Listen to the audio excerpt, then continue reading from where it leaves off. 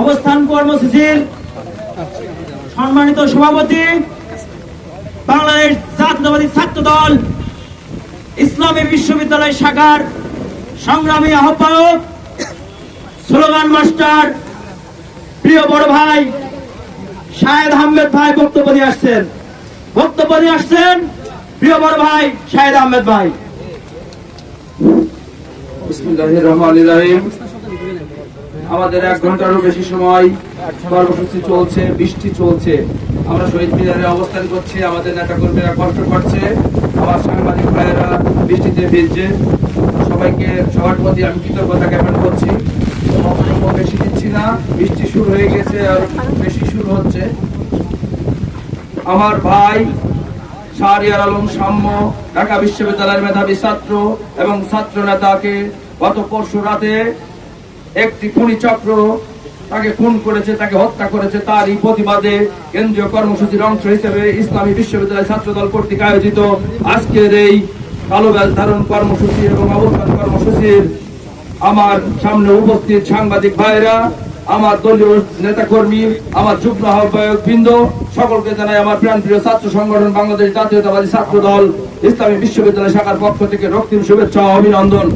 প্রিয় সাথী ও বন্ধুগণ, আমি বক্তব্য দীর্ঘায়ু করব না, শুধু একটি কথাই বলবো, অনতিবিলম্বে কালক্ষেপণ না করে আমার ভাই সাম্য হত্যার দ্রুত বিচার করবে এই ইন্টারিম গভর্নমেন্ট, অন্যথায় আমরা এই গভর্নমেন্টের পদত্যাগ দাবি করব। ডক্টর ইউনূস গেছে চট্টগ্রামে তার বিশ্ববিদ্যালয়ে, যেখানে তিনি পড়ালেখা করেছে। সেই চট্টগ্রাম বিশ্ববিদ্যালয়ে আমার ভাই অসীমের নামে কোনো প্লেকার্ড ফেস্টুন হয়নি, সেখানেও বৈষম্য সৃষ্টি হয়েছে। এই চট্টগ্রামের সন্তান অসীম, অথচ অন্যান্য শহীদদের নামে ওখানে ব্যানার ফেস্টুন করা হয়েছে। ধিক্কার জানাই আমি বর্তমান সরকারকে, যারা একটি পক্ষ সেই পাকিস্তানপন্থী, একটি পক্ষ আছে ইন্ডিয়াপন্থী, আমরা আছি বাংলাদেশপন্থী। বাংলাদেশপন্থী আমরা ইসলামী বিশ্ববিদ্যালয় ছাত্র দলের শিক্ষার্থীরা আমরা গর্ব করে বলতে পারি, আমাদের নেতা মহান স্বাধীনতার ঘোষক শহীদ রাষ্ট্রপতি জিয়াউর রহমান, যিনি বাংলাদেশের জাতীয়তাবাদ ও ধর্মীয় মূল্যবোধে বিশ্বাসী একজন নেতা ছিলেন। এছাড়া কেউ গর্ব করে বলতে পারে না যে আমরা বাংলাদেশী পন্থী। আমরা ইসলামী বিশ্ববিদ্যালয়ের শিক্ষার্থীরা এই স্বাধীন বাংলাদেশের প্রথম পাবলিক বিশ্ববিদ্যালয়ের ছাত্র, আমরা গর্ব করে বলতে পারি এর প্রতিষ্ঠাতা শহীদ রাষ্ট্রপতি জিয়াউর রহমান বীর উত্তম। প্রিয় সাথী ও বন্ধুগণ, আমাদের অনেক নেতাকর্মী খুন গুমের শিকার হয়েছে, আমরা এগুলোর বিচার চাই।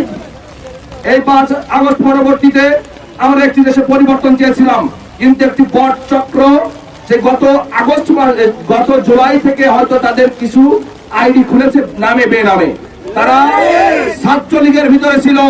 তারা ওই সাদ্দাম ইনাম যারা ছাত্রলীগের প্রেসিডেন্ট সেক্রেটারি ছিল তাদের পন্থী ছিল। ওখান থেকে তাদের কাছে দোয়া দুরূদ নিয়ে আসতো, ভাই আমি আন্দোলনে গেলাম, যদি 5 তারিখ শেখ হাসিনা পাশ করে যেত, টিকে যেত, ওরা আবার সেই সাদ্দাম ভাইদের কাছে ফিরে যেত, সাদ্দাম ভাইদের কাছে ধর্ণা দিত। সাদ্দাম ভাইদের বলতো, ভাই আমি ভুল করে গেছিলাম, ভাই কি করবো, বন্ধু বান্ধব ডেকেছে তাই গেছিলাম, ঠিক আছে। এই নাটক গুলো ওরা করতো। 5 তারিখে শেখ হাসিনা হারিয়ে গিয়েছে, পালিয়ে গিয়েছে, এখন তারা নিজেদের বীর বিক্রম মনে করছে, বীর উত্তম মনে করছে, তারা নিজেদের হয়রাম দেখাচ্ছে। একদম স্পষ্ট কথা বলে দিচ্ছি সাংবাদিক ভাইরা আপনাদের মাধ্যমে, ইসলামী বিশ্ববিদ্যালয় সহ সারা বাংলাদেশের সকল ক্যাম্পাসে আমরা নিরাপত্তা চাই।